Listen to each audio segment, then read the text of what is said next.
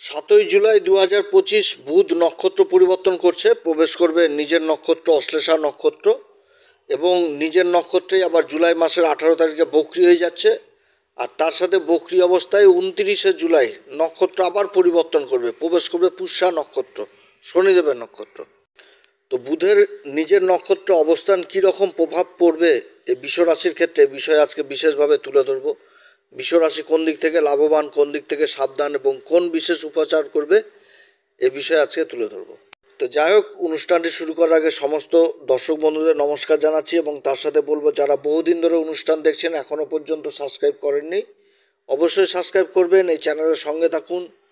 জ্যোতিষীয় সম্পর্কিত অনেক তথ্য জানতে পারবেন। যারা জ্যোতিষী বিষয়কে ভালোবাসেন, ইন্টারেস্টেড, গুরুত্ব দেন, আশা করছি তারা বিশেষভাবে উপকৃত হবেন। তবে আমি কোনো রকমভাবে কোনো দর্শক বন্ধুদের বিভ্রান্ত করার চেষ্টা করছি না। এটা গ্রহদের গোচরের উপরই আলোচনা করা হচ্ছে, কারো কোনো রকম ব্যক্তিগত কুষ্টি ধরে আলোচনা নয়। আর এটা চন্দ্র রাশির উপরেই বলা হচ্ছে।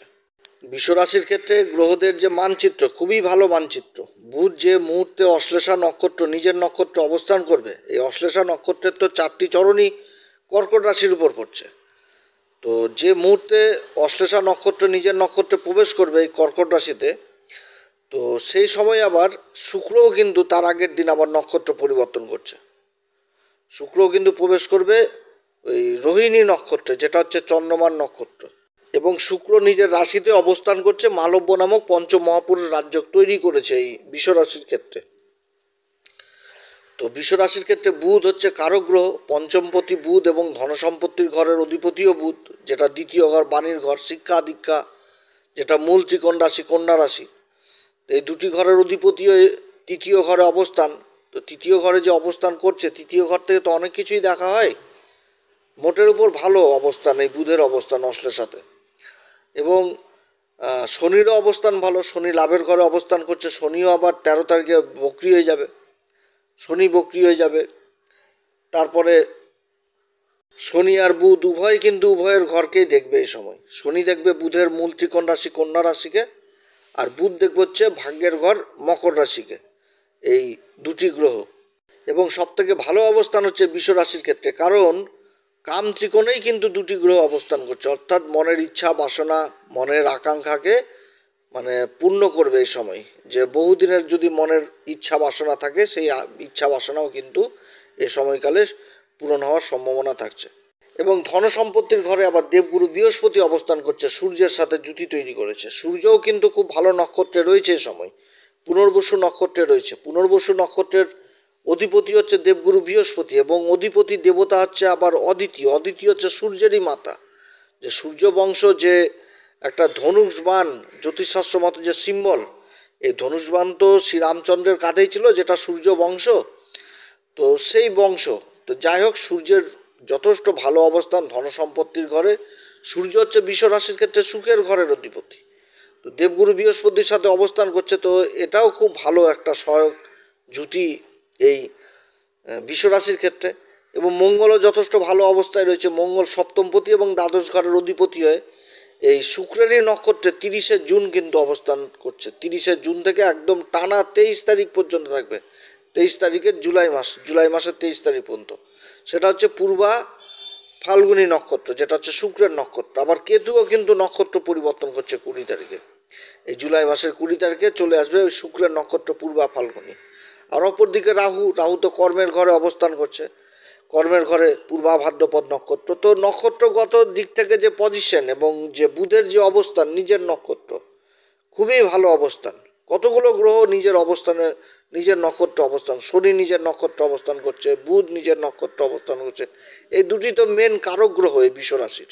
শনি হচ্ছে কর্মের ঘরের অধিপতি, ভাগ্যের ঘরের অধিপতি হয়ে একাদশ ঘরে অবস্থান করছে, তার দৃষ্টি থাকছে রাশির উপরে।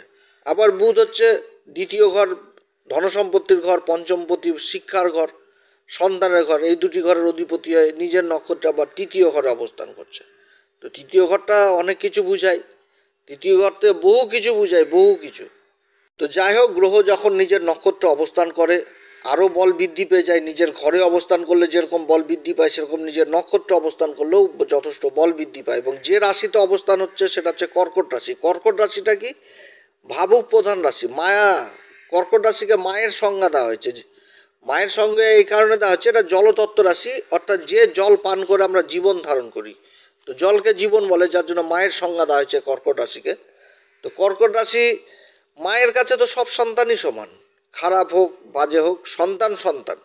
তো যার জন্য বুধের এই নক্ষত্র অবস্থান অনেক কিছু বুঝাচ্ছেও। আবার অশ্লেষা নক্ষত্র, অশ্লেষা নক্ষত্রের আমাদের জ্যোতিষশাস্ত্রের সিম্বল হচ্ছে বেড়ি ধরা সাপ। তো একটা বেড়ি ধরা সাপের মধ্যে কি জিনিস বোঝায়? একটা দৃঢ় ব্যক্তিত্ব জিনিসটাকে বুঝায়, নিজের হকের জিনিসটাকে বুঝায়, জেদ জিনিসটাকে বুঝায়, যে নিজের হক নিজের প্রাপ্ত জিনিসটা, এই জিনিসটাকেও বুঝায়, যার জন্য পজিশন নিয়ে ফেলে, একটা দৃঢ় ব্যক্তিত্ব জিনিসটা উঠে আসছে। তো এই অশ্লেষা নক্ষত্রে বুধের যে অবস্থান, এটাই কিন্তু বুঝাচ্ছে কর্কট রাশির ক্ষেত্রে, যেটা হচ্ছে যে যেটা বুঝাচ্ছে আর কি, কর্কট রাশির মাধ্যমে এই রাশিকে বুঝাচ্ছে, বিষ রাশিকে, যে তোমার হকের জিনিসটা তোমার কাছে রাখতে হবে। তুমি কর্কট রাশি, তুমি মায়া প্রধান রাশি, তুমি দান করে দিলা নিজের জিনিসটাকে, সেটা করলে চলবে না, যে তোমার কাজের সময় তোমার হাতে সেই জিনিসটা নয়। এটাই কিন্তু বুঝাচ্ছে এই কর্কট রাশির ক্ষেত্রে, যে এই যে অবস্থান। এবার বুধের অবস্থান হয়ে এটা কিন্তু সম্পূর্ণ পরিবর্তন হবে। কি পরিবর্তন? যে তোমার নিজের জিনিসকে নিজের কাছেই রেখে দিতে হবে। নিজের জিনিস কোনোভাবে হাতছাড়া করা যাবে না। নিজের জিনিস হাতছাড়া করলে পস্তানো ছাড়া কোনো উপায় নাই। তো যার জন্য এখন বৃষ রাশির এই দিক থেকে খুব ভালো হবে, যে নিজের হকের জন্য কিন্তু একটা অন্যরকম চিন্তা ভাবনা চলে আসবে, যে নিজের হকের জন্য কারোর সাথে অশান্তি গণ্ডগোল বা কথা মানে তর্কাতর্কি যেটা হয় আর কি, যে আমি নিজের জিনিস কেন ছাড়বো, কেউ তো আর নিজের জিনিস ছাড়বে না, তাহলে আমি কেন ছাড়বো, এই জিনিসটা কিন্তু চলে আসবে, নিজের হকের জিনিসটা। আর অশ্লেষা নক্ষত্র হচ্ছে আমাদের জ্যোতিষশাস্ত্র মতে নবমতম নক্ষত্র, এবং কর্কট রাশিতেই এটা পড়ছে। 16.40 থেকে 30 পর্যন্ত বিস্তার। অত্যধিক বুদ্ধি সম্পন্ন হয় অশ্লেষা নক্ষত্র। এই নক্ষত্রের জাতক জাতিকারা বড় বড় উকিল হয়, চ্যাটার অ্যাকাউন্টেন্ট হয়, ব্যবসায়িক টাইফুন হয়, যে নিজের বুদ্ধির দ্বারা, অত্যধিক বুদ্ধির দ্বারা নিজের কাজকে হাসিল করে ফেলে এবং সমাজে যথেষ্ট মান সম্মান বৃদ্ধি করে। তবে অশ্লেষা নক্ষত্রের আবার মাইনাস দিক রয়েছে, যে নিজের যদি অত্যধিক বুদ্ধিকে অন্যদিকে লাগায়, তাহলে আবার মান সম্মান হারানি হয়। তো যাই হোক, অত্যধিক বুদ্ধি সম্পন্ন, কারণ বড় বড় উকিল, চার্টার অ্যাকাউন্টেন্ট, ব্যবসায়িক টাইপুন হতে গেলে তো বুদ্ধি লাগবে, এবং নিজের কাজকে কিভাবে বের করে নিয়ে আসতে হবে সেটা তো বুঝতে হবে। আর বুধের এই অবস্থানে কী হবে এই সময় বিশ্বরাশি? যুক্তিবোধ, স্মরণশক্তি, বিশ্লেষণ ক্ষমতা, ম্যানেজমেন্ট করার ক্ষমতা। বুধ হচ্ছে ব্যবসায়িক কারক, বাণীর কারক, এই সমস্ত দিক যথেষ্ট বৃদ্ধি পেয়ে যাবে। লেখনী ক্ষমতা যথেষ্ট বৃদ্ধি পেয়ে যাবে যারা লেখালেখির মধ্যে রয়েছে। কথাবার্তা বা বক্তব্যের দিক থেকে একটা বিশেষ দক্ষতা চলে আসবে। মিডিয়া জগতে রয়েছে যারা, রাজনীতিতে যারা রয়েছেন, তাদের জন্য যথেষ্ট ভালো। কথার মায়াজাল এমন তৈরি করবে যে কথার মায়াজালের সামনের ব্যক্তি বিশেষভাবে আকৃষ্ট হয়ে যাবে। অর্থাৎ এই সময়কালে যেরকম রহস্যময় পরিবেশও তৈরি হবে, তার সাথে কিন্তু মনের ইচ্ছা আকাঙ্ক্ষাও কিন্তু এ সময় পূর্ণ হবে। এই নক্ষত্রেই কিন্তু যোগাযোগের ঘরে অবস্থান করছে, এবং দৃষ্টি থাকছে কোথায়? ভাগ্যের ঘর মকর রাশিতে। তো এই সময়কালে যথেষ্ট ভালো অবস্থান হতে যাচ্ছে, কারণ অশ্লেষা নক্ষত্রের যেরকম ভালো গুণ রয়েছে সেরকম খারাপ গুণও রয়েছে। ভালো গুণ হচ্ছে কি, যে এরা যতই যে পরিস্থিতিতেই থাকুক, যে আজকে ভালো কাজ করছে বা খারাপ কাজ করছে, যে পরিস্থিতিতেই কাজ করুক, একসময় কিন্তু এরা ধর্মের প্রতি একটা রুচি চলে আসে, যে ধর্মের কথা বলা, ধর্মের পথে থাকা, এই সমস্ত জিনিস উঠে আসে। তো বুধের অবস্থানে এই নক্ষত্রে, তা আবার কি, যে তৃতীয় ঘর, এবং দৃষ্টি থাকছে হচ্ছে ভাগ্যের ঘরে। তো ভাগ্যের ঘর হচ্ছে কি? গুরুর ঘর, ধর্মের ঘর। তাহলে এখানটাতে শিষ্য জিনিসটাকেও বোঝাচ্ছে, অর্থাৎ ধর্মের প্রতি কিন্তু বিশেষ জ্ঞান, বিশেষ ইচ্ছা এই সময়কালে কিন্তু বুঝাচ্ছে আর কি। কারণ ধর্মের ঘরের বিপরীত ঘরই হচ্ছে তৃতীয় ঘর, যে তৃতীয় ঘরটাই হচ্ছে কি? শিষ্যের ঘর। আর ধর্মের যেটা নবম ঘর সেটা গুরুর ঘর। তাহলে শিষ্যেরও কিন্তু বিচার এই তৃতীয় ঘর থেকে হয়। আর বুধের এই অবস্থান নিজের নক্ষত্রে, তো বহু জাতক জাতিকা যারা রয়েছেন অশ্লেষা নক্ষত্রে, তাদের কিন্তু ধর্মের প্রতি একটা বিশেষ রুচি আসবে। অশ্লেষা নক্ষত্রের নিজের কাজকে যথেষ্টভাবে হাসিল করতে পারে, অত্যধিক বুদ্ধি সম্পন্ন হয়। তো কথার মায়াজালে নিজের ব্যবসা বাণিজ্য, নিজের কাজকর্মকেও যথেষ্ট এগিয়ে নিয়ে যাবে। কারণ কত রকমভাবে সাপোর্ট পাচ্ছে বিশ্বরাশি। রাশির উপর তৈরি হচ্ছে মালব্য নামক পঞ্চমহাপুরুষ রাজযোগ, তো রাশিটাকেও তো বিশেষভাবে প্রভাবিত করবে, সমাজে আকর্ষণের পাত্র হবে, এবং এর মধ্যে যোগাযোগ ব্যবস্থাটা দারুণ হবে। এই অশ্লেষা নক্ষত্রে বুধের অবস্থান, এমন যোগাযোগ ব্যবস্থা হবে যেখানে না হওয়ার কাজের সম্ভাবনা, সেই জায়গা থেকে নিজের কাজকে উঠে নিয়ে আসবে। এত সুন্দর একটা অবস্থান।